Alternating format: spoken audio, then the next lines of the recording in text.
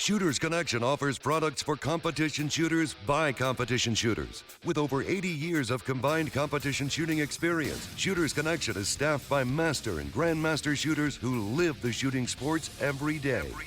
We offer same-day shipping. Shooters Connection also sponsors over 100 of your matches every single year. So when it comes to finding everything you need to compete as a beginner or a seasoned grandmaster, Shooters Connection is the only name you need to know. Online at shootersconnectionstore.com.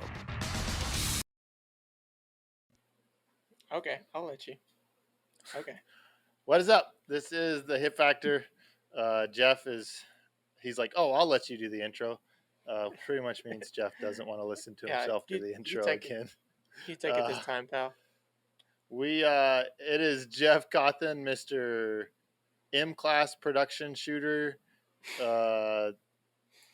I don't know if he's even a competitor anymore. We have one match coming up, and then he's done for the year. I am Mr. Probably should petition to be M-Class to get bumped down to M-Class for limited.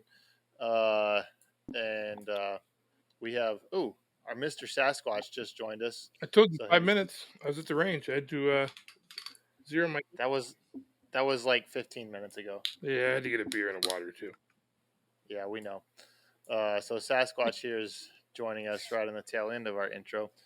So thank you guys for listening. As you just heard, we are sponsored by Shooters Connection.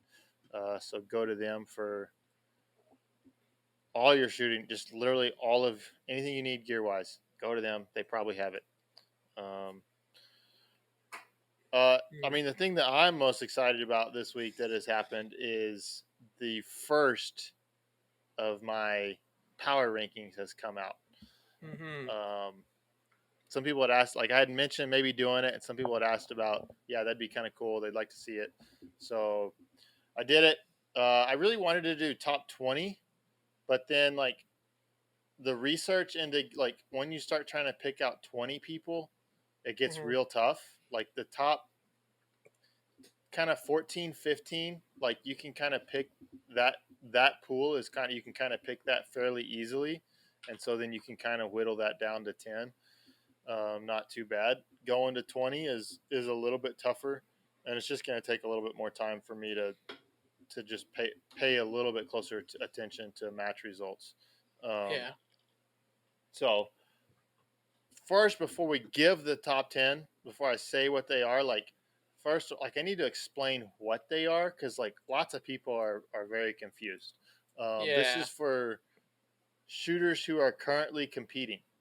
So your Bob Vogels, your Ben Steggers, even prior to being suspended, which we'll talk about that later probably, and prior to him being suspended, he wasn't competing anymore on anything other than, I mean, I think he shot maybe one level 2 last year that I'm aware of, but no area matches or anything like that I know of. So those guys, they're in the probably top 5 best shooters in the U.S., but they're not on this list because they're not currently competing. Also, people are like, well, somebody did really good at nationals 2 and 3 years ago. Well, that's 2 years ago. I don't care about that. This is power rankings, means who is performing well currently. Maybe they started out really hot to the year and then they've cooled off since then. So history does play into it. I mean, as far as when you have a known shooter, they're going to get the benefit of the doubt over a newer shooter. Say maybe a newer shooter beats somebody at a match that's an established shooter. They may not bump into the top 10 just off of that, but they may it. So and it's all just judgment call, right? It is my opinion.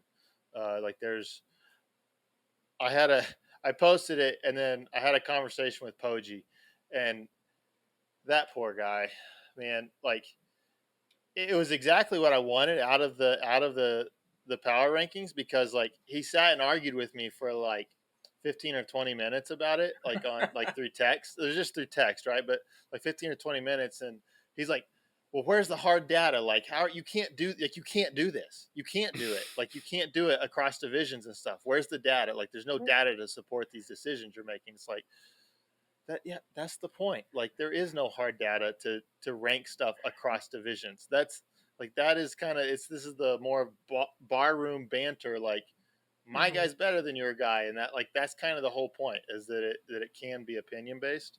And if we wanted it to just be strictly data, then we would just wait till nationals was over every year, and we would compile points from nationals and call that good. Uh, and I don't want to do that. So I also do not include any sort of PCC shooter, um, just because I don't want to. Like different sport, like I didn't see any revolver shooters on there either. there's no revolver shooters. Like there are some guys like Rob Latham's not on the list. I mean, Rob did not have a good single stack nationals this year, so he would not have made it anyway. But he shoots basically one USPSA match a year, that being single stack nationals, and that's about it for majors. So like he's not at that point. Elias Frangoulis is another good deal. As far as I know, like the only match he's shot is single stack nationals, and he will shoot like area 2. Like that's kind of in his backyard, so he will shoot that. But that's been a long time ago, and so like Elias didn't make my list this year, or not this year currently. That's the other thing. Like this list will be updated. We have Area 3 coming up. I'll probably update it sometime after Area 3, before Carry Optics Nationals.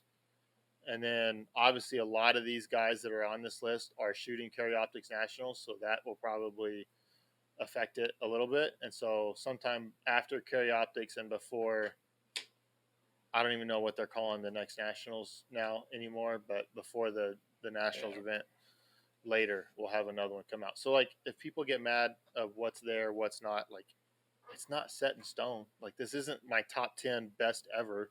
And just because somebody's ranked higher than a shooter right now doesn't necessarily mean I think that they're a better shooter than that person is. It's just I think maybe they're performing better right now. Does that all make sense? Yeah, Yes. one thing that you didn't mention that should be obvious, but I think a lot of people are confused, is this is not like a division or anything like that. So like a one trick pony person is going to rank lower, and the person who can dominate multiple divisions is going to rank way higher. This is it's an overall shooter ranking. Yeah. Yeah, and you do have people like Max Michel, who only competes in one division, and so like, is he penalized for that a little bit? Like, honestly, yes. But like, if he's so dominant in a division that like just absolutely nobody can touch him, then like there's a chance he could move his way up to the top ranking, as far as I'm concerned. But he has not been that dominant in that division currently. So yeah, this is across all divisions except PCC.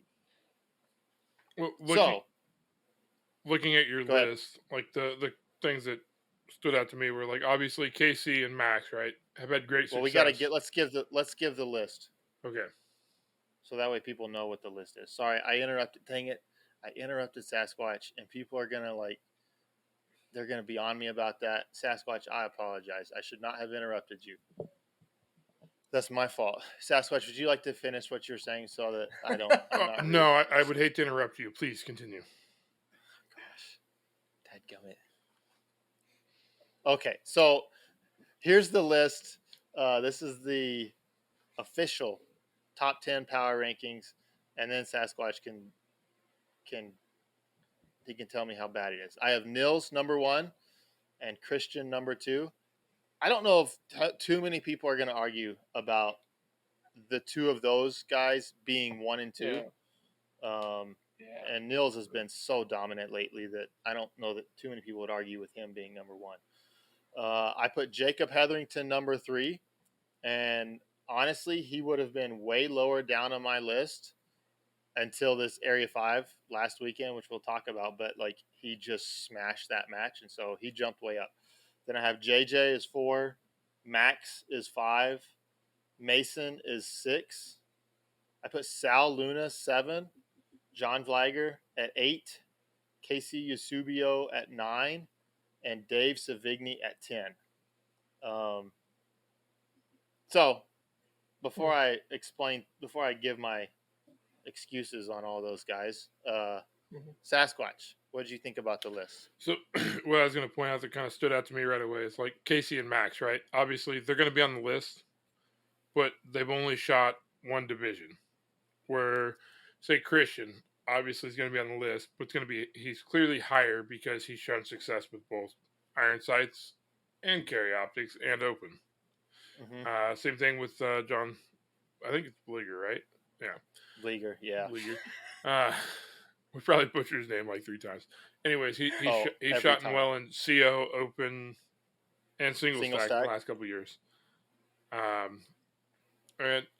Jacob just absolutely smashed Area 5. I think if I remember right, looking at the results, he would have beat all the limited shooters.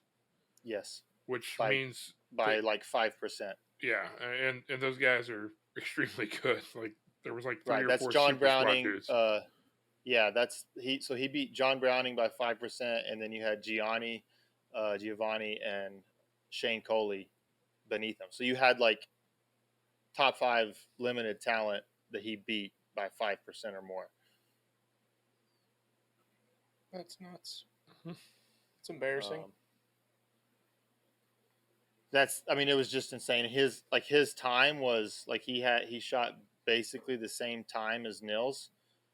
Nils was shooting carry optics, so lots more rounds and a red dot. And just to be clear, like I think Jacob would have been competitive in carry optics. Wouldn't have won or anything, but he would have been like respectable finish. He would have been third and like only like less than 1% behind Max in carry optics, if I'm remembering correctly. So yeah, Jacob, that performance, that's kind of what we're talking about with the power rankings. Like that performance jumped Jacob ahead of JJ and Max and Mason. Honestly, I probably would have had Jacob below the 3 of those guys before this. I don't know that anybody would say that like Jacob is historically a better shooter than JJ. I don't know that. I mean, Jacob is very good. He's had success. He's won single stack nationals. He's got a production title too. Did he win production? Yeah, I would say they're. I don't know. I wouldn't want to pick which one's better than the other, but they're definitely at the same level. Yeah, they're both really good. Jacob has not shot as much USPSA lately. I think his heart is a little bit in 3-gun, but he kind of does what the AMU wants him to do at this point. So yeah. What else? Anybody on there that you guys are like, why is he on there? Savigny. Okay, Savigny. Like this, I mean, Savigny's one that like he will fall off on my next one. He won't remain on there on my next one. This is a little bit. Savigny came back this year basically out of retirement. He hadn't shot in. I don't think Jeff has ever seen him compete while Jeff's been in the sport. No. He came out. He shot a couple level 2s leading up to Classic Nationals and did well at those. And then his finish at Classic Nationals was why that was our most recent Nationals. It's been a bit from now, but as our most recent Nationals, he finished second to Nils in single stack shooting minor, and he would have been second in limited 10, like really, really close to Mason. Again, shooting minor versus Mason shooting major. And there's a bit of that historical, like Savigny's just one of the GOATs in the sport. Yeah. Like that does feed into it. But so when you have that, and then he has a performance like he did at Nationals, I felt justified in putting him at 10. I would say basically if he stays actively competing, he's probably a top 5 finisher in any division he chooses to shoot. The only one I really wouldn't know what to pick would be CO because there's so many people in it. Yeah, CO and open would be interesting for him. He at the end of his he was a production shooter, was his main thing was with Glock, and then kind of when he left Glock, he started shooting actually a fair bit more open. So he has experience shooting open. I don't think he ever won an open nationals, but was up there from what I remember. But yeah, he will fall off since he hasn't shot. I don't think he's shot anything since nationals, so he will fall off after on the next ranking. But I wanted him on there because of that. At least it was current enough, recent enough that I put him on there. I do think it's interesting that you had Jacob above JJ though. Yeah, Yeah, just I mean, because we've seen like JJ's like top 3 finisher like almost every time in every nationals that he goes to. Well, yeah. So that's kind of the historical bias versus the recent performance bias, and how do you weigh that out? Some people would put JJ ahead of Jacob because of that, but I have not seen a performance out of JJ this year like Jacob just put in at Area 5. I haven't seen JJ do something like that this year, and so He hasn't even shot any matches. Well, has he shot matches this year? who, JJ? I'm sure JJ he has. Yes, he shot Area 6. He shot the match in Texas, the Dragons Cup. Mm-hmm. He shot that. I'm pretty sure both him and Christian shot CO at that match, and I think Christian won that, if I'm remembering correctly. I'd have to pull that up. But that's the last match that I know JJ has shot. And that's the other challenge with this. Like maybe people out there have a better solution. Like finding match results on practice score is actually kind of a pain. Like it's kind of hard to, at least as far as my experience, like it's hard to go in and just like what are the level 2s that happened in the last month and be able to filter those out and just see those. Because like that all depends on if the match director puts it in as a level 2 or level 1 or level 3 or what. And so that's a little bit of the challenge is being clued into what all the match results, because there's lots of matches that you don't know that are happening. I'm surprised I haven't heard nobody has really. Sal is the one that I could kind of be talked out of because he has not shot a lot of. I don't know actually too many matches he's shot this year. I just think he's a really good shooter, and so I put him at 7 like that. I didn't. I don't have a good defense for Sal really. Yeah, well, I mean, the one thing for Sal is like he's super consistent in that he like almost always finishes like 5th or 4th, sometimes 3rd. Yeah. Sal's a top contender in his primary division. Yeah, Sal could definitely win production nationals. And probably one of the better primary production shooters that hasn't won a nationals. Yeah, I would say so. And John Vlieger, I mean, like I put him above KC, and like I got a little pushback from somebody on that. And like John has shot really well. We talked about earlier. He's shot really well across divisions. Was he 3rd in Carry Optics Nationals last year or something? Like I think he was top 5 in CO Nationals last year. But he did just Area 5. John did beat KC, so I felt okay. I had both of them around that 7 to 9 spot, and since John had beat him most recently, then I put John above KC. So seems reasonable. Dude, it is a pain in the ass trying to find freaking results if you don't remember what nationals was called. Oh gosh, that is very frustrating. Buy the competitor app and search by name. Like you can search by like shooter name. You can search by competitor name, by USPSA number. I think you can search by pretty much anything. Why is that not a function of the website? Because they want to charge you $10. I mean, having a mobile app that's retarded. It's absolutely stupid. I don't totally disagree with Jeff on that front. I find the competitor app quite handy. and a well-spent $10 donation to continue with practice for. I don't even know if it was $10. Maybe it was $5. It Yeah, wasn't very much. that's not even like the discussion though. Like I have a computer monitor, which would make it much easier to look at match results. Right. So the more refined results you have to use on your tiny little Yeah. phone screen. Yeah. Mhm. Okay. So Whatever. that's Heck. the power rankings for this year, or sorry, for the moment, for August. I don't know exactly how often it'll be released. I do want to try to expand it to 20 shooters because we can get more names in there. Which, like at some point, if we stay at 10, like it's gonna kind of be the same names over and over. Whereas 20, I Yeah. think you can maybe see a little bit more of a revolving door. But like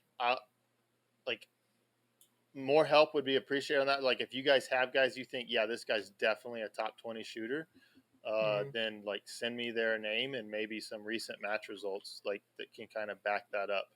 And I'm happy to look at that. Like I got a couple, and some of the people that were suggested, it's like, yeah, no, they're not top 20. But then there were some, it's like, yeah, they very well could be pushing. There could be new names of guys that I just don't know about, that are just not regional to me. Like a guy, Texon, the Filipino guy. Yeah. As far as I know, I thought he moved to the U.S. That was last I heard. He was moving to the U.S., but I could be wrong there. But I haven't seen any. Like I didn't He shot consider Dragon's him. Cup. Okay, so like that. Other than that, I don't know of any matches that he has shot, like area matches or anything like that. So I didn't. I think that as far as I know, that kid's a really really good shooter, and maybe he could be on this top 10 list. But like they got to be somewhat active shooting to have any sort of idea of that.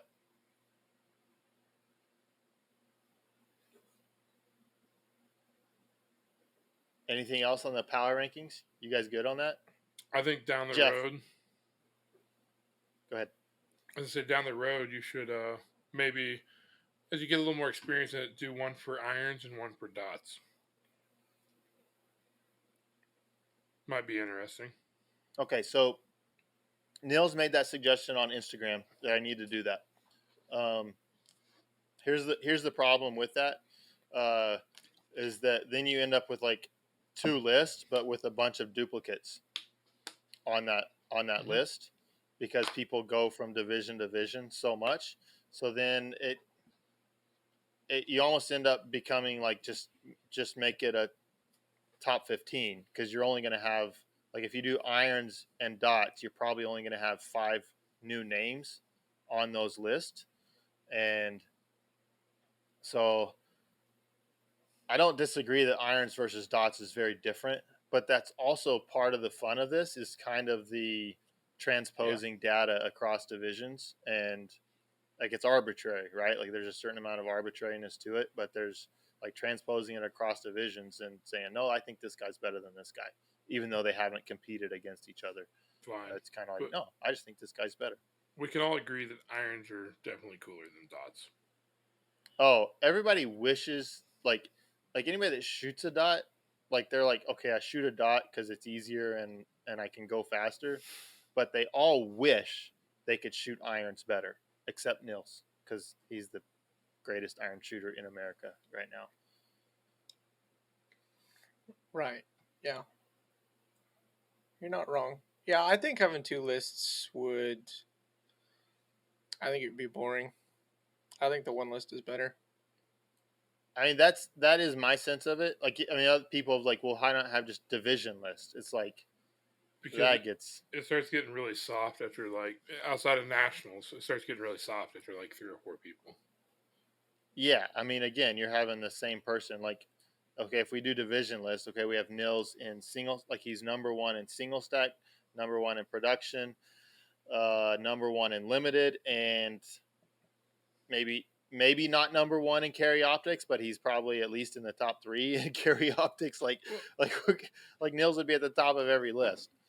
Well, what I mean though is you start looking at, say, like open. You go to any area match, there's probably the same 3 or 4 names there, And then you have other guys that are competitive with them, but they're kind of regional dudes. They're not at all those area matches, so the data's soft. There's not. Yeah. It's not really valid. You don't know if Joe Bob from, I don't know, Florida, how he actually stacks up to Joe Bob from Washington because they don't shoot against each other. Yeah. Yeah, I mean, like Jay Beal is a great example, right? Like Jay could, like he's maybe a good enough shooter that like in a top 20 list for sure, he could probably get onto that list. But he is such a regional shooter. Like I mean, did he shoot CO Nationals last year? No. Because I think he shot it the last year that was in Florida. I think he shot it and did well. But he doesn't he doesn't travel that much. He's got family and a goat farm to look after, and so like he doesn't travel that much. So yeah, like that's a guy that's like a really good shooter in our sport, really talented. And how do you fit him in? It can be tough, and that's where to me that's the kind of the beauty of this is if you did a pure data, like he wouldn't be able to fit in because he's no data, but I can supersede the data, so to speak, a little bit. Yeah, well, I think the whole point of having like the power rankings and opinion-based rankings is that what you're measuring, there is no measurement for, right? Right. There's not a thing for that. If you want to know who's the top gun in each division, go look at the results from nationals. Yeah. Agreed. Yeah. Fair enough. Yep. So I do see expanding it to 20. Hopefully, maybe before nationals, the big nationals this year. Hopefully, you can get to 20 names before that. I don't see, at least for right now, expanding it to irons versus dots. I just don't see. I don't see myself doing like two separate lists and trying to keep track of that. Fair enough. But you can do it. Yeah. I don't know where you think I'm going to have magical time appear from. I mean, you got more sources for that than probably the guy with 2 kids and. Yep, I actually work. Yep, that is true. I'm glad I don't work. Yeah. No, Jeff also works.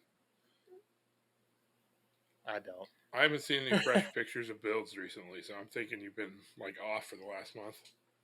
Yep. Yep, that's what I do. All right. I mean, the biggest thing going on right now, like suspensions. The board came out and they suspended people. Now the board's going to tell you, well, these are suspensions.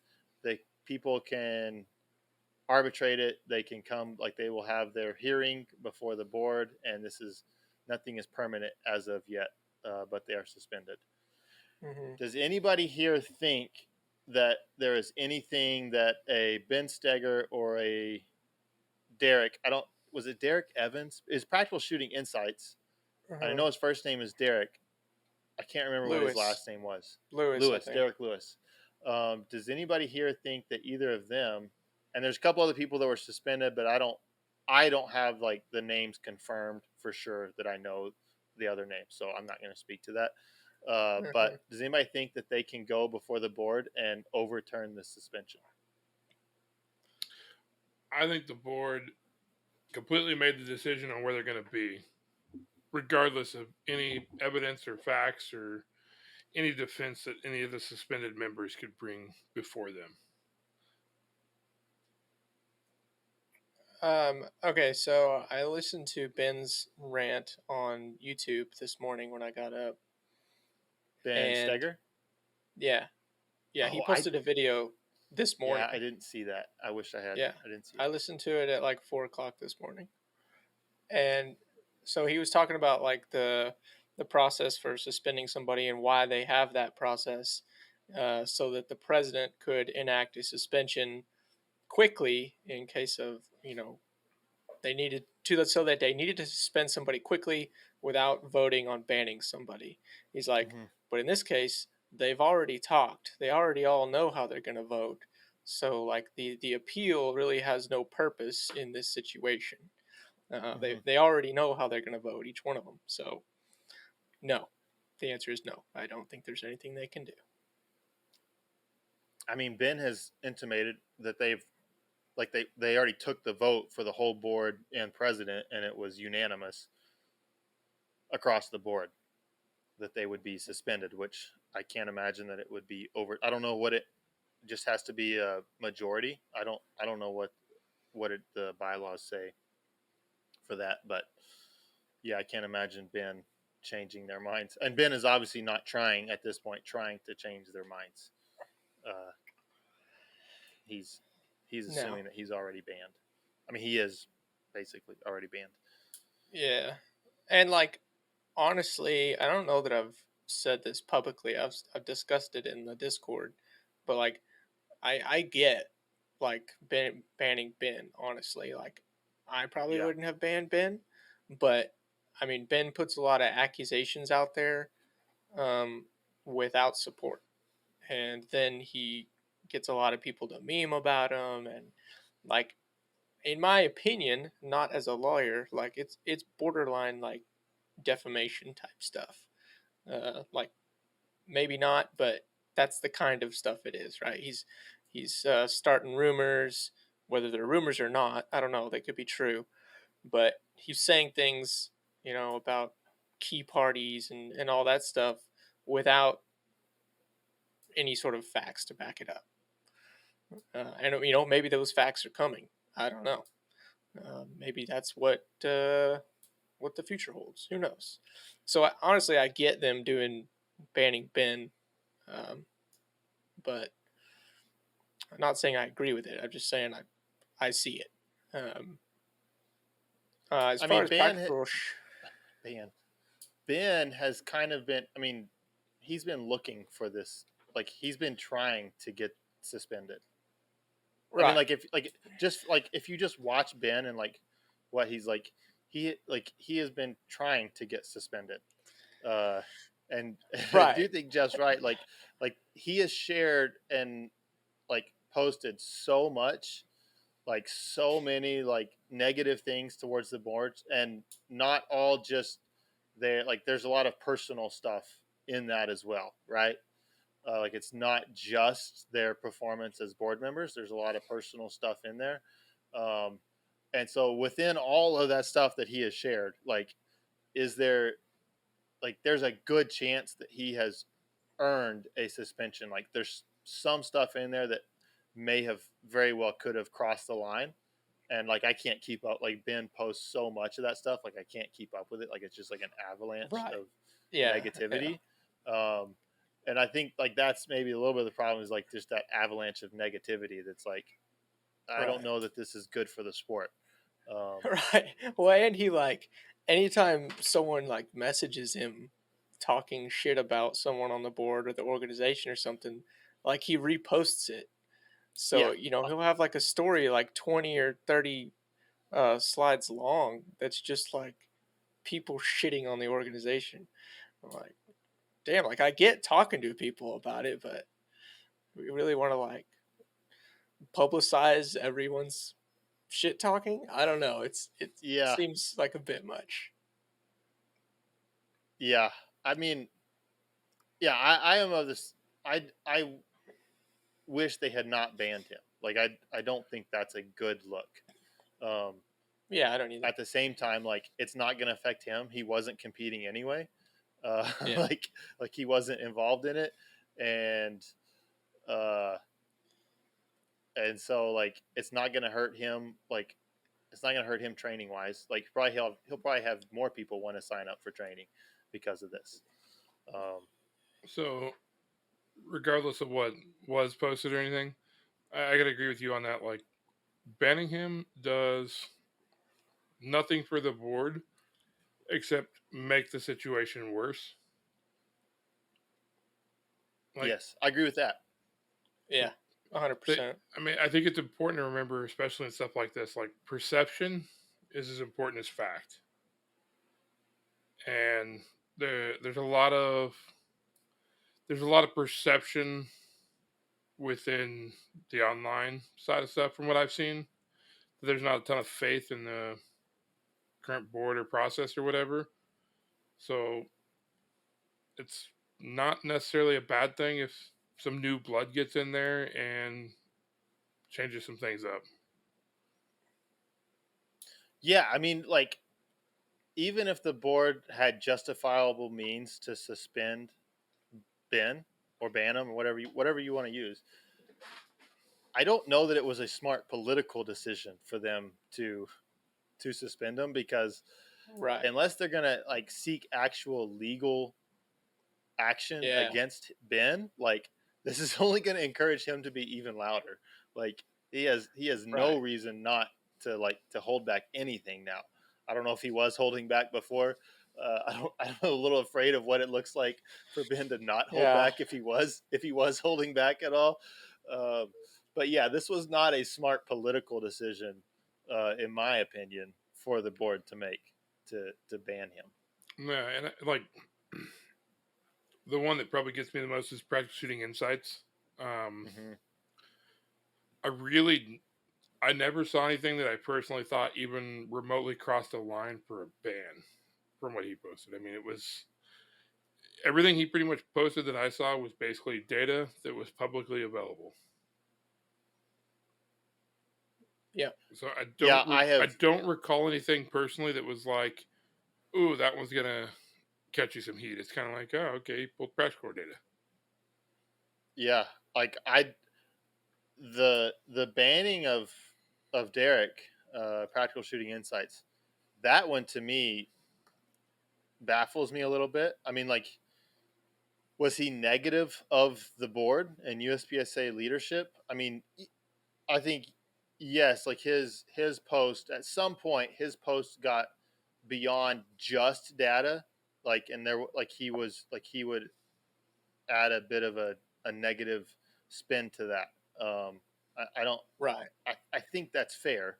But there was such a mountain of data that was bad, that looked bad on the organization, that they did nothing about, that, like, how could you not be negative about when you're showing the light and all the cockroaches are scurrying everywhere?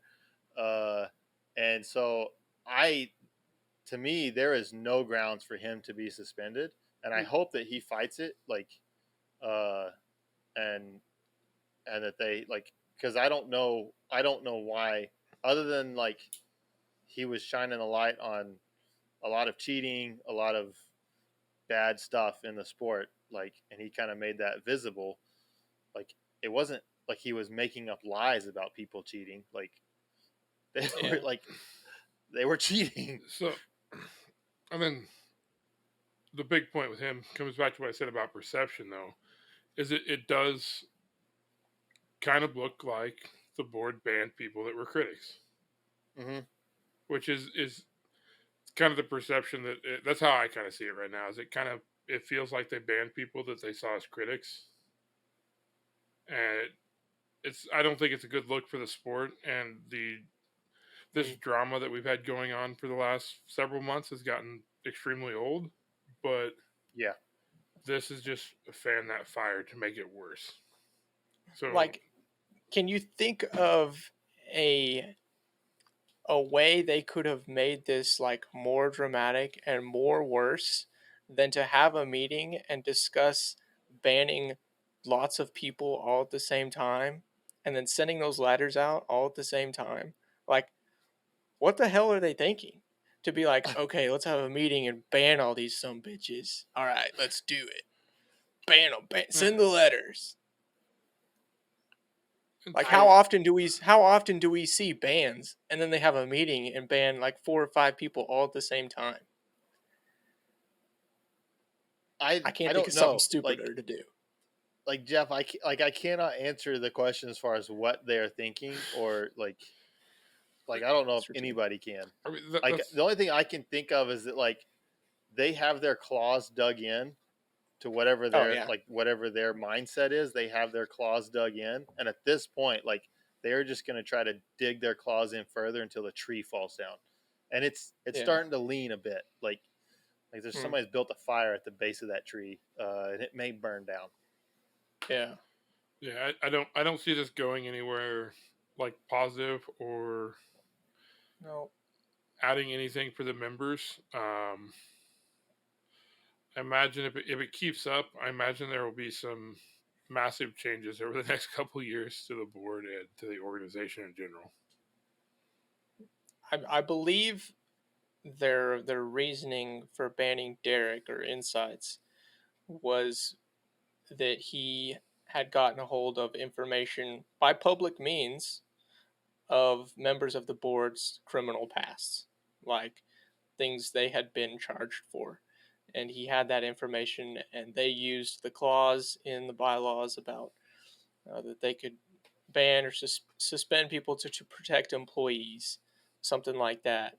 That was their means for getting Derek, I believe.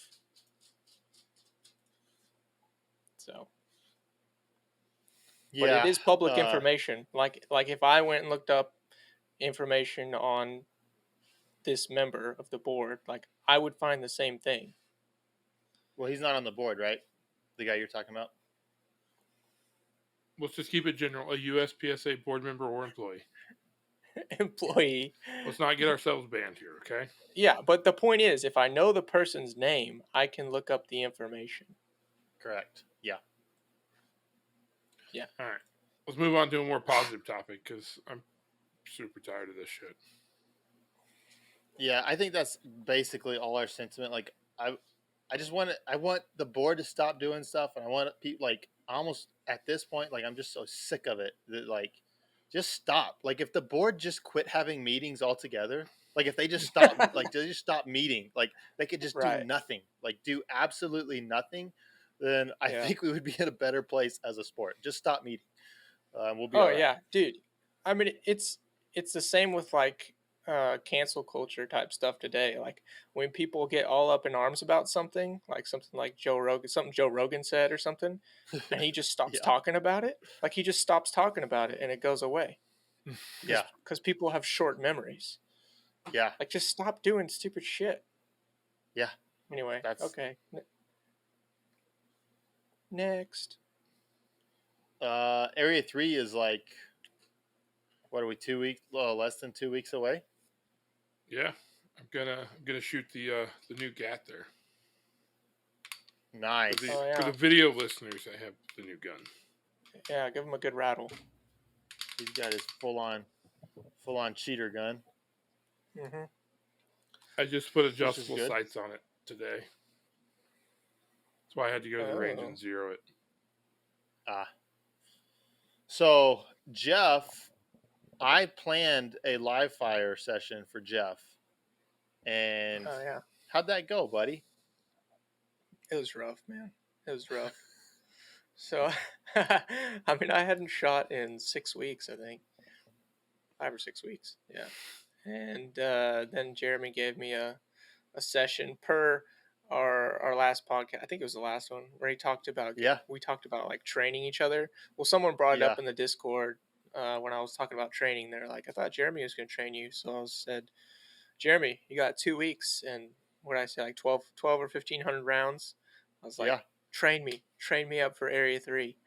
So he gave me a couple of little exercises to do at the range, and I did, and it sucked. I mean, it was good. It was good practice. Like, yeah, it was stuff I needed to practice, but I did not shoot very well. He hasn't asked me to plan out the next live fire session. I told you to train me for Area 3. So I'm just awaiting instruction. I'm just sitting here. I'm just sitting here. Okay, so just twiddling my thumbs. I mean, like I can give you more stuff. But I need more info than it went bad. Like that's really kind of tough. What was not working? Okay, so the drill. I'll explain the drill, and Jeff, you can tell me if you modified it any more than this. But it's an open target at 15 yards, and then you put another target at 10 yards, and you tear off a piece of duct tape that's slightly longer than it is wide. And so then the drill is you draw to either that duct tape or the open paper, put 2 on each, and transition to where you end up putting 4 on each target. So you fire. The drill is 8 rounds long. It's really an observation drill. Like you are basically pairing up doubles with the dot drill is basically what this drill is. So it gives you that transition, but it's not just a linear transition from target to target. It is a transition from going fast to ultimate precision, basically. And can you make that? Can you make that transition well? And Right. so yeah. So and in the end, like you can make it an execution drill. Like, am I shooting all A's at 15 yards, and am I also like getting everything in my duct tape is black, so am I getting everything in the black?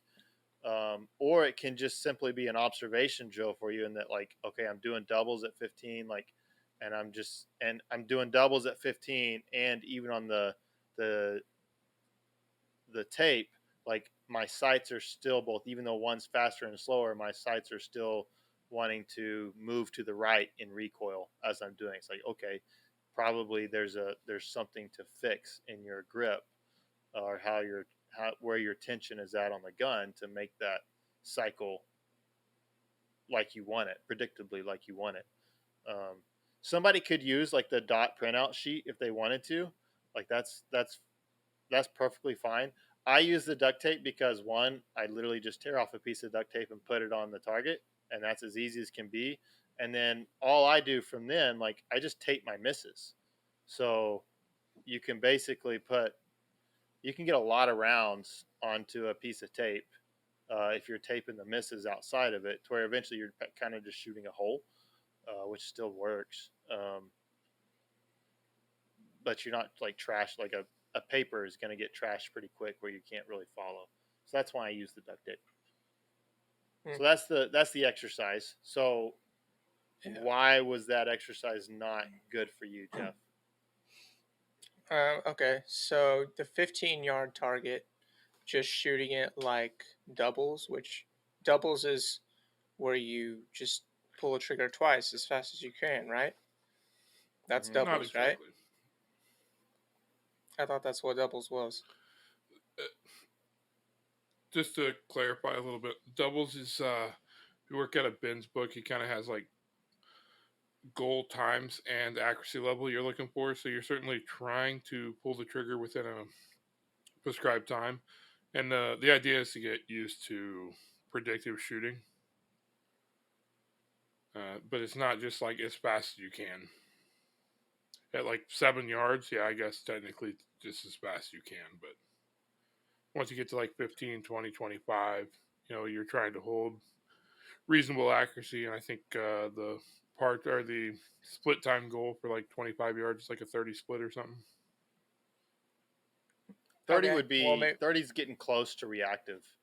To me at 15. So like for me, like, No, like 25 yards. Like 15, I oh, I'm think is sorry, still 25. 20. Like Okay, 20 or okay, 25 is the goal time for 15, something like that. okay. Yeah, like I want to see 20 or sub 20 for me at 15. Yeah. That's kind of the goal. And the reason why I put that paper at 15, like if you put one at 7, like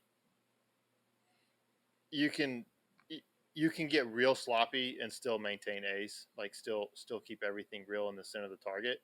And so that 15 yards for me is where I really see, like, you really see the misses more, or the fundamentals are a little bit more glaring at there. So anyway, okay, yeah. So Jeff, you were approaching it basically 15. You were shooting, splitting hard, and then transitioning to the yeah. the So target, right? I guess instructions unclear. I was just splitting the gun as hard as I could at 15 yards, which is not a distance that I would normally split the gun as hard as I could. So yeah, I wasn't keeping those anywhere near a group on that paper. That's fine. Like, that's okay. Yeah, so I'm sure I had mics on that one. I definitely had some deltas. It was Oh, not yeah. a good target. And then but I mean, going to the paper, when I just shot the sights, I did better. I mean, there wasn't anything I was super unhappy with on the closer one with the piece of tape. I mean, I didn't get them all in the tape, but like as far as the grouping or the pattern on around that tape, I was fairly pleased with. I wasn't yanking them off or anything. I did. My eyes weren't. I do remember my eyes weren't doing exactly what I wanted them to that day, because I was going to the 15-yard, then to the paper, and then back out to the 15-yard, and then back to the. I said paper because I taped a piece of paper on there, not tape, because I didn't have any duct tape. That's fine. So my eyes weren't leading as quickly as I wanted to. So on top of having shots all over the place on the 15-yard, I was also over transitioning and over correcting, and it was usually just going back out to that target that would Yeah. get me every time, right? So it would be like I would split hard, get some shitty hits, come in here, get 2 nice hits, transition out, over transition, correct, 2 shitty hits, back, 2 decent hits. Yeah, So that's kind of how that drill went for me the whole time. when you were over transitioning, were you getting sucked into your sights, or were you just looking at the wrong spot? No, for me, it's more of in my brain, I know where the gun needs to go, and I start pushing it there before I'm looking there. And then by the time I look there, I should be slowing down, and I'm not. So I start slowing down, and I've already gone too far. That's kind of what happens. It's just I'm not looking there first, so the gun's kind of past where it needs to be before I look over there. Yeah. Yeah, and like I will say, like if anybody goes and does this drill, like if you're going out there and I mean if you're totally tuned up, then maybe yes. But like if you're going out there, and you're just shooting like you're shooting all A's and like never missing the dot, like one, either you're tuned up like and you're like you're 100% ready to go, or maybe you're not like pushing it hard enough. Like this isn't a drill that if you go out there and do it and like you have even if you have misses or deltas, like you need to learn to be okay with that in this because it does ultimately like it is an observation drill and it is a good like it's use it as a training to learn how to observe what's going wrong because I've heard from Jeff so far what I've heard is like yeah that 15-yard target I was just all over the place but I have not yet heard where he like ran a diagnostics like while he was doing it and saw some sort of change or some sort of improvement. He may have done that, but I have not heard him yet say that he's done that. And so that's what I want to hear him doing in practice, like with this drill, with this exercise, is that figuring out what do I need to do to make this work better. Mm-hmm. I did at one point change up my draw actually just to get like a more firm grip on the draw so that I could address that hard split a little better. Yeah. I did that at one point and that was productive. But yeah, I mean at the root of it, it was either going to be a drill where I'm just like pushing the limits of what I can hang on paper at that split, or I was gonna have to slow it down and shoot at a speed that I would normally shoot a 15-yard target at. Yeah. So, but yeah, it was a good drill. I'd do it again. Oh, I mean, like if I'm in charge of your training, you are doing it again. Oh, okay. I wasn't sure if you were gonna go with this like mix it up every time so I don't get used to anything, or what you were gonna do. No, you will probably do that every time before Area 3. I will say like I do think that is a drill that like the guys who can go out there and shoot really well at a match, like they would be able to perform really well at that drill. Yeah. Like that, like those, like that skill set is like what the Nils of the world, like they can go out there and crush that drill. Now they can push, like right, like there's no like the upper limit on like the dot deal. Like you can always push that to go faster to where you're shooting like 25 splits on that little dot, and yeah, then you start missing it. But as far as just executing it and being able to shoot really fast A's, or even like I'll be honest, I'm shooting major, like I'm okay with Charlie's. at that 15-yard target. I have no problem with Charlie's. What I don't want is the deltas and the misses where stuff starts getting wild. Yeah, and I think you said that when you talked about that drill. And so when I went out and shot it, I was kind of thinking that, and then I could not make that even happen, like just alphas and Yeah. Charlies, right? Yeah. So yeah, I just wasn't feeling good about it. That's all there is to it. Yeah. That's good. And yeah, again, like that is not designed to be a drill necessarily that like you just repeat the drill. I mean, you do, but you don't just repeat the drill and just throw volume at it. And then like eventually like everything gets better. Like it is meant to be an observation and drill to like hopefully show Yeah. you your deficiencies in what you're doing. And you try to address those deficiencies. Yeah, and I would say that's like, I mean, that's every drill for me. Like I don't ever shoot yeah, to just volume, right? Like every time I pull the trigger, it's an opportunity for diagnostic. yeah. So cool. Area 3, like, I mean, I have gone out. We actually got a ton of rain, this last Friday, like 4 inches, like more, like we got more rain in one night than we've had in like, I feel like the last like 18 months. But, Damn. so I was gonna set up some stages and shoot, and it was wetter than I wanted to deal with that. So I actually shot that drill a whole bunch. That's actually all I've shot in the last week and a half. And Yeah. so A3 is coming up. I'm going to keep doing that drill probably every practice session, at least some, and then start setting up some micro stages, some small stages and stuff to get ready for Area 3.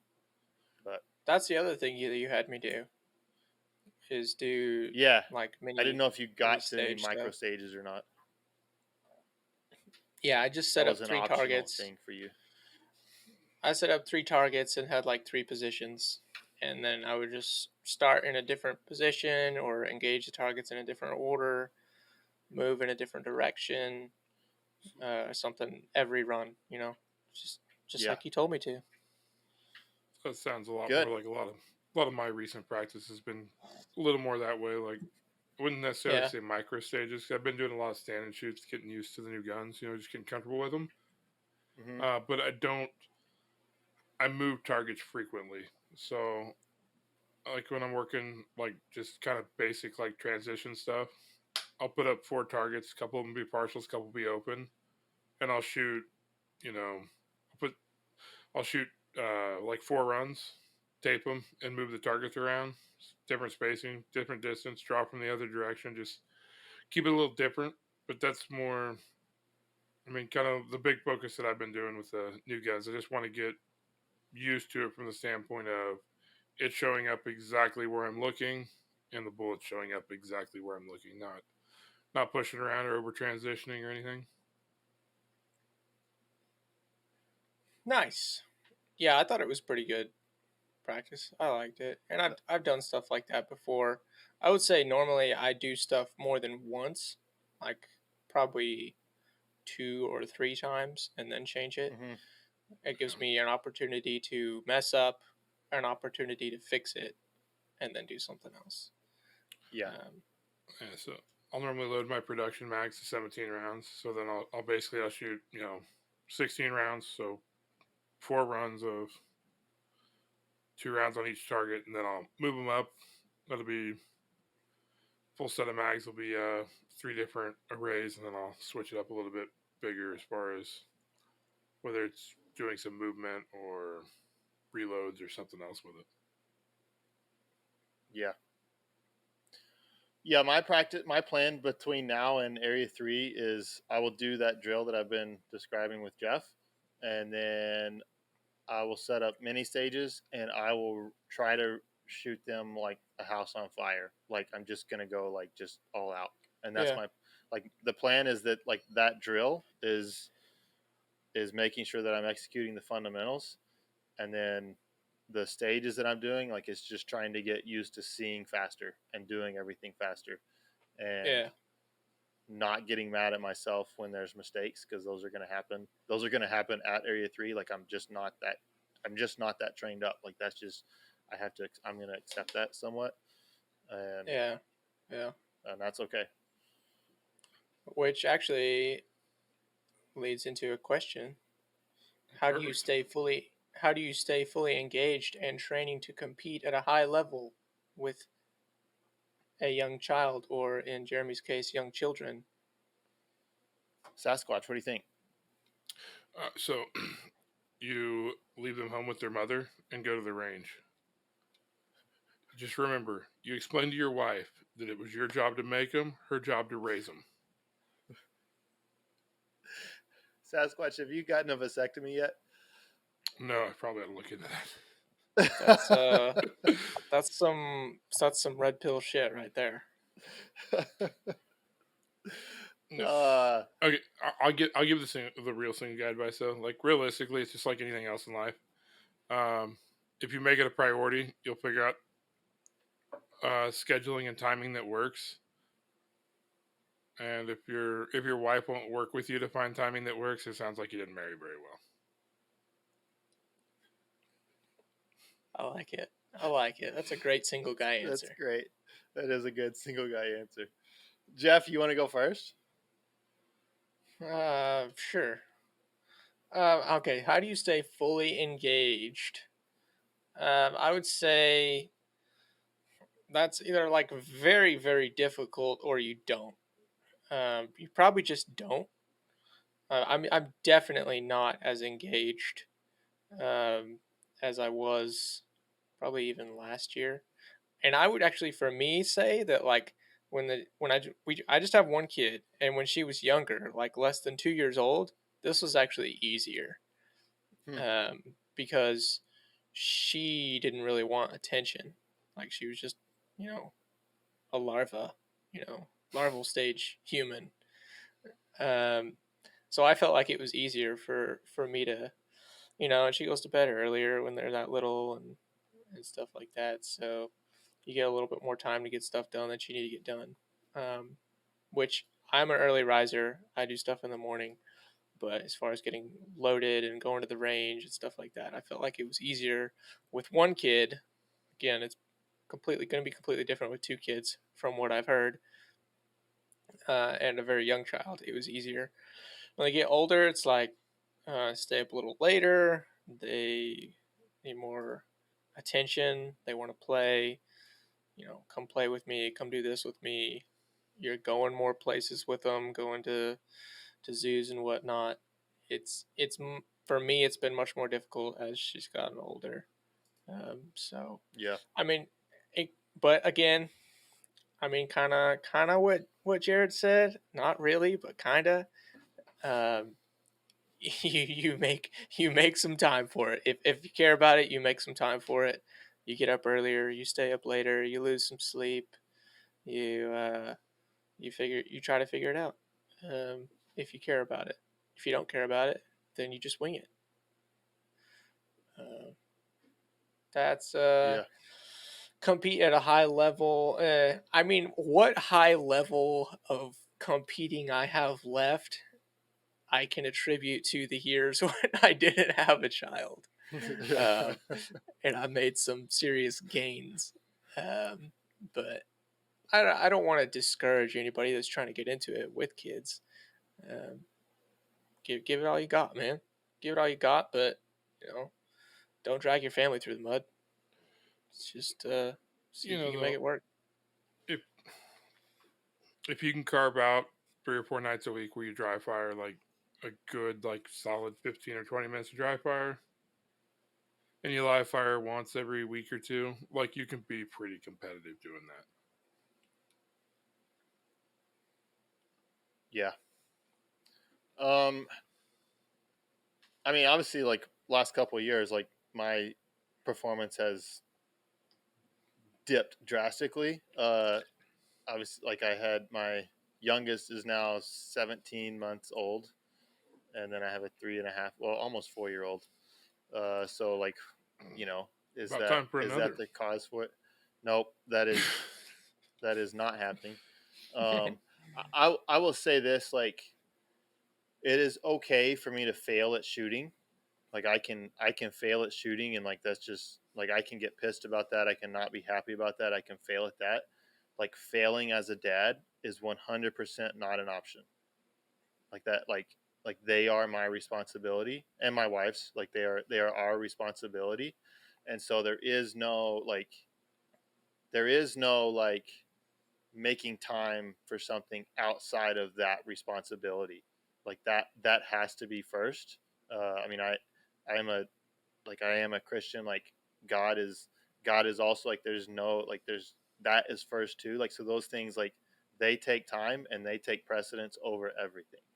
Um, with that said, like if you can find time, like if you can find time in the day, like if you were a single parent, like I don't think you could. I think you'd be kind of screwed. But if you do have a supportive spouse, then like if you can find like try to find time. I would suggest trying to schedule that some way so that the spouse knows like, hey, I'm like this is kind of like the schedule. Like okay, Monday nights are when we record the podcast. Like there's never a fight about that. It's like, oh, are y'all got recording tonight? Yeah, okay, like that's fine. And we try to do it so I don't miss too much of the kid time, but she does end up having to do a little bit more than normal.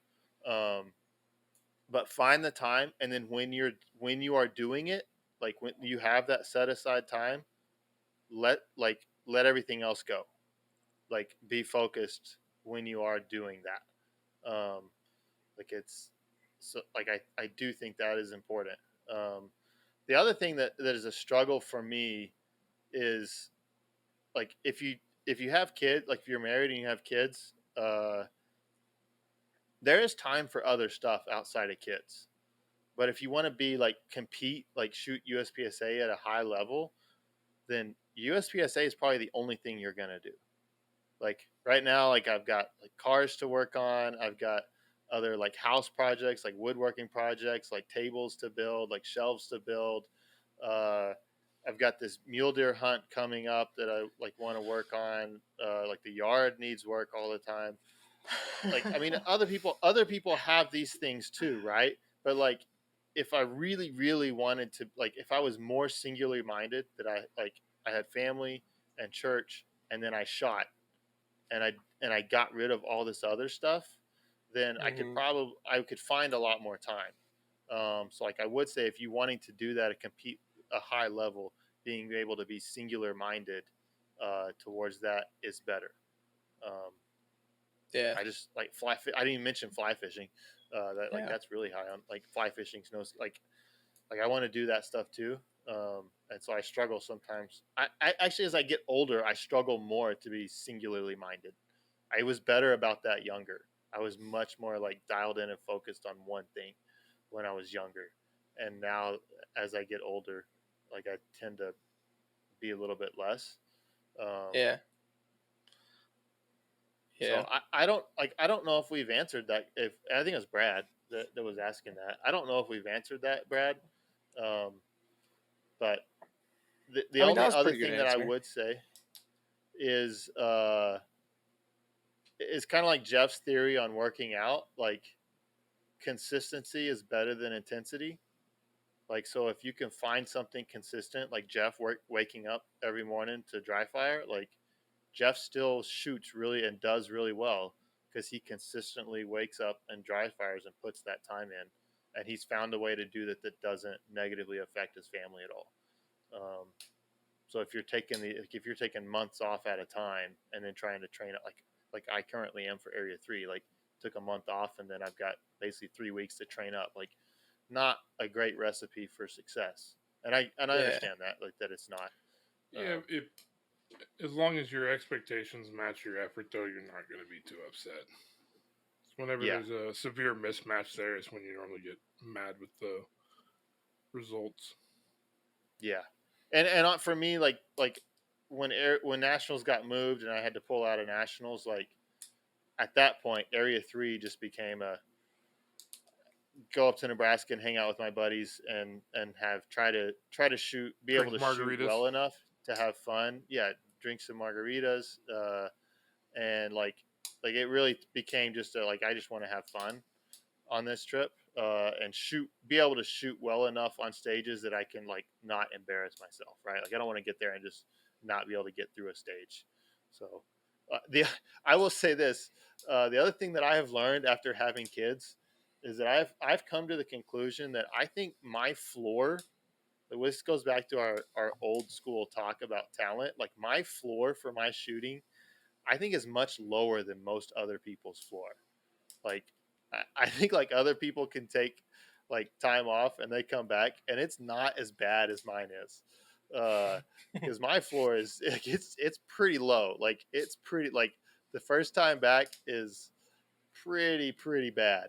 And then you have freaking Bob Crow. I know I've talked about Bob a lot, but Bob just shot the Wyoming Governor's match, which is a cool match. And he had shot one club match 4 weeks ago. Other than that, he had shot at Area 1, and that's it. Hadn't even picked up his gun to dry fire, hadn't been to a range, nothing. And he goes out and he wins limited there, and he against Charlie Perez I know he was top 10 at limited nationals last year. No. And not 10th. I think he was 6th. Charlie's very good. Charlie's a great shooter, and Bob, you love him, but I still hate the guy. He shows up and his floor is super squad level. That's just his. He just wakes up and he's shooting on a super squad level, and that that's not where my floor is at. My floor is at 60%. What is that? What does that make it? Interesting metric. Is 60%? Is that B class? Yeah. Okay. You think? Yeah. You think if you didn't train for a year and came back and didn't practice or just picked up the gun and shot a match, you think you'd shoot B class? Oh, I'd probably be happy to shoot B class. It took a year off and just showed up to a match. Showed up to a match. I think he'd probably you can dry fire for 5 minutes at the safe area. He'd probably do better because he wouldn't have any expectations. He would just shoot. Oh man, no! It would be ugly, because that would be ugly. It'd be ugly. I bet it. I would if it was say a Nils, it was Nils, or a top level competitor at a level 2. If I got to 60%, that would probably be pretty. I would mean I had a good day. I'm not gonna lie. Seeing what Jacob shot at Area 5, he shoots Area 3. I might not be upset with a 60-something%. Oh, jeez. I mean, what he did at Area 5 is just insane. Just insane. All right, Jeff, let's fire a couple of those questions that we had just for tonight real quick, and we'll call it quits. Okay. Oh, wait, we need to talk about Shooters Connection first. Oh, yeah. Shooters Connection, as you guys saw at the beginning, sponsoring today's show. Thank you, Shooters Connection. If you guys need to purchase any shooting equipment for your training, pasters, targets, gun parts, timers, brushes, any of that stuff, Shooters Connection has it. They have a great search function, as I like to talk about. You can get on our site, order your stuff, use our link. It'll be in the description. That lets them know that they are receiving value from sponsoring this show and sponsoring matches around the country. Shooters Connection is run by competitive shooters. They're shipping out stuff very quickly, I believe same day or next day. And they sponsor a ton of matches. So thank you, Shooters Connection. Everyone, please support Shooters Connection and thank them for everything they do for the sport. Excellent. Yep. They're great. Okay. Speed answers. What makes a good area match? One sentence,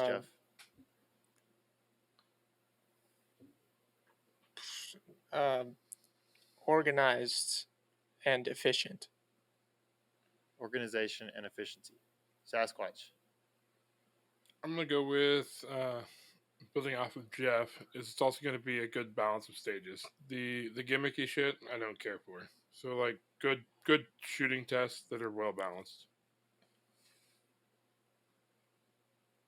Yeah, I was gonna say variety of stages and margaritas. The margaritas are a given. Margaritas at the match. Even better. Well, I mean not on the range, but Why not? Oh. Oh, okay. I think that's against I got you. USPSA rules. It After can't the be. shooting, not during. Jeez. Okay. If Talladega adds another 5 or 6 bays, would it be worthy of hosting nationals? Yes. Oh, and more porta potties. I say yes Yeah. too. Yeah. Sure. Viking, the little kid that's in the Discord, Just- he came in 14th at Swedish Nationals. I don't think he was happy with that finish. No, I don't think he was. I think he said I he think shot if his- terrible. I'm not Yeah, sure. I think if his bench press was better, he could probably do better. I don't know who is the Heat in Sweden. I imagine there's some quite talented shooters there, though. Yeah, I don't know. I know none of the names. Right. At least 1st through 13th, right? Right. Uh, C-Class Legend wants to know if he can keep his hat because he finished second in B-Class, and he lost B-Class by like a point, I think, at Area 5. And I'm giving him a pass this time because it was stupid for him to have lost that. Like, he did some goober stuff. did he so stop dry gets a- firing? He He I must don't have know. stopped dry firing. I want an extra 100 draws this week to make up for it. Yeah, That- he needs to put some extra time in for sure. Mhm. I agree. To get that, because that's not going to cut it going forward. How do Let's I get see. my Are there any friends other to try questions? single stack? Just have them shoot it. Like if they shoot the gun, they'll be like, "I want to shoot this more because it's the coolest gun there is." 1911s are pretty awesome. I mean, yeah, I mean that's what would get me to shoot it. It's just to like hold the gun. Yeah. Just put it in their hands. 35-yard mini poppers and swinging steel no shoots. That was a response to what makes a good area match. Yeah, I'm okay with a couple 35-yard mini poppers, like a couple. I just don't want to see arrays of 35-yard mini poppers. like one or two maybe, but I mean, Yeah. 35 yards for a mini popper is starting to really stretch as far as it ought to be, in my opinion. Yep. I mean, that's I agree. the calibration zone's what, 8 inches on a mini popper, or is it 6? I thought it was an 8-inch. I mean, that's 6 is tiny. it's a It's 8 pretty inches. it's a pretty small target at 35 yards. Yeah. I think you start seeing stuff like that's a symptom of everything going to dots. So Oh, for sure. Shooting majors in 1 day versus breaking it into 2 days. They want pros done and cons, both but a lot. let's not go that deep. Yeah, I've done both a lot. I used to love doing 1 day because I got to warm up and then I didn't ever have a cold stage again, and you were done in a day. Now I tend to prefer multiple days just because less suffering. Like it's nice to shoot for half a day and then kind of go chill for a little bit and then shoot half a day again. I like the time to relax the matches, but my cutoff is kind of like 10-ish stages of a state match. I'd rather shoot in 1 day over 2, but like when you start talking 12 or 14 stages at a area match, I like to break it over 2. I don't like shooting all in 1 day. I would say over. Yeah, go ahead, Jeff.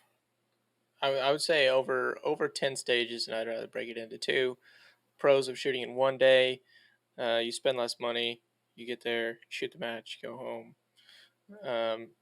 Cons, it's not usually don't get like the same awards treatment type stuff. Plus, you get less downtime with the bros. 2 day, I enjoy 2 days more just because you go shoot. You don't kill yourself in 1 day. usually get less sunburnt or less wind chapped. Yeah, 2 days is pretty much a win-win-win. Other than you spend a little bit more money usually, but if you're traveling with people, it's not bad at all. No comment. I will say that like you don't see this as much with current matches, but used to in the past, it was you shoot all the stages in one day, you shoot all day, or you shot all day on Saturday. You still shot all day, but you would only shoot, let's say it was a 12 stage match, you'd shoot all day and shoot 8 stages and then come back for a half day and shoot 4 stages. It wasn't like an AM PM squatting. And so if you ever Yeah. see them, you don't see matches doing that nearly as much now, but if Area you 4 do did. see a match, did Area 4 do it last year? Not last year, the year before when it was at Arkansas, Fort Scott. Yeah. Fort Smith or So whatever. like if you see a match that's like doing that's not an the Saturday's not an AM PM, but you're on the range all day, you're just longer staged, like your squads on bigger squads basically is how they do it. At that point, I would very much recommend just shoot the whole match in one day. Because if you're gonna like at that point, I would rather be on a stage for. If you're on the range the same amount of time, I'd rather shoot more stages in one day. That's my one caveat to that. Hopefully, match directors don't do that too much going forward. Yeah. All right, Is that all guys, the that questions has you want? been that's enough. Okay. Cool. It's Hey, been a wait. good podcast. What are you drinking, Jeremy? I am finishing off. It's kind of sad. This is my last of pour from the original early times. Like it got bought out, and so like it's a little bit different now. And so this is my last pour of an old bottle, and you can't find that old stock anymore. So Yeah. it was a Jerry? good value bourbon. I had Goose Island Lemon Shandy. It's very refreshing Ooh. beer. Wow. I'm also drinking Pretty. Early Times, but it is not the OG bottle. Oh, It's the new one. you like it? So, yeah, it's good. It's still a good one. Still one of my Yeah. faves.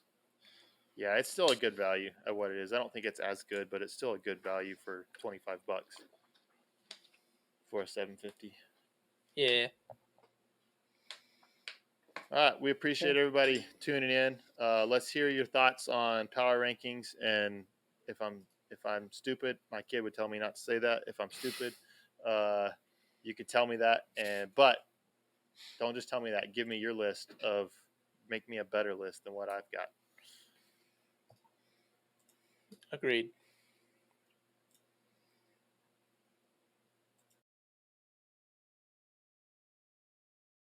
Oh, stop recording, damn it.